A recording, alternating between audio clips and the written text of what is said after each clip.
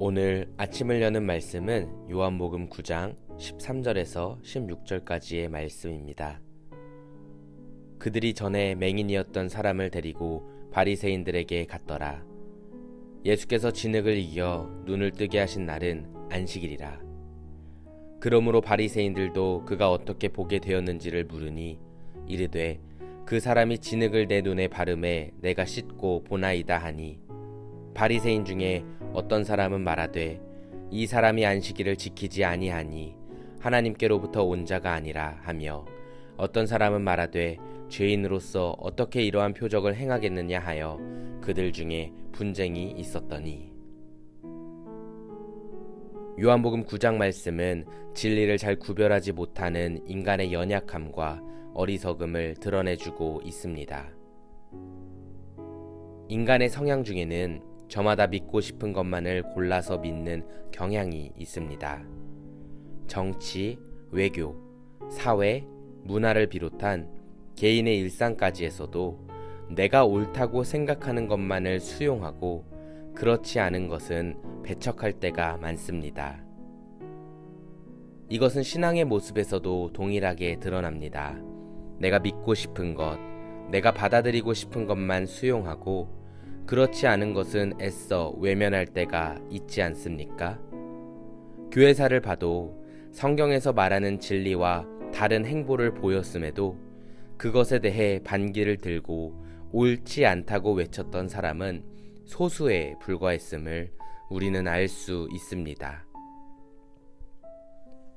그렇다면 우리는 왜 믿고 싶은 것만 골라서 믿곤 할까요?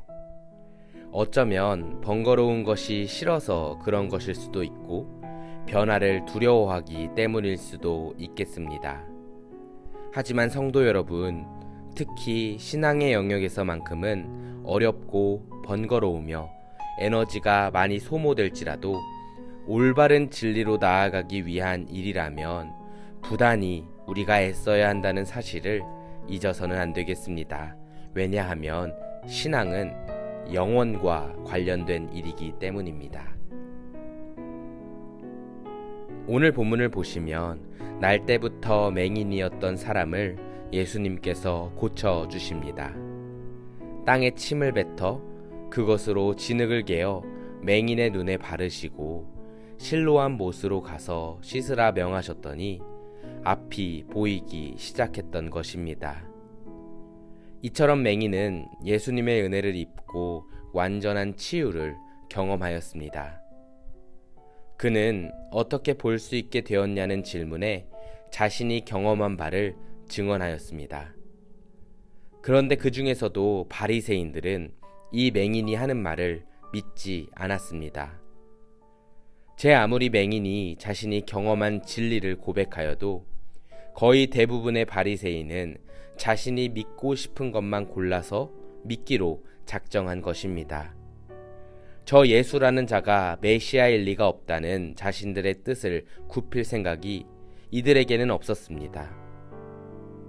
그 중에서도 16절 말씀을 보시면 어떤 바리새인은 예수님이 맹인을 고쳐준 게 안식일이었다는 것을 근거로 삼아 어떻게 하나님으로부터 온 사람이 안식일에 그 사람을 고쳐줄 수 있겠냐며 율법을 거론하기도 합니다.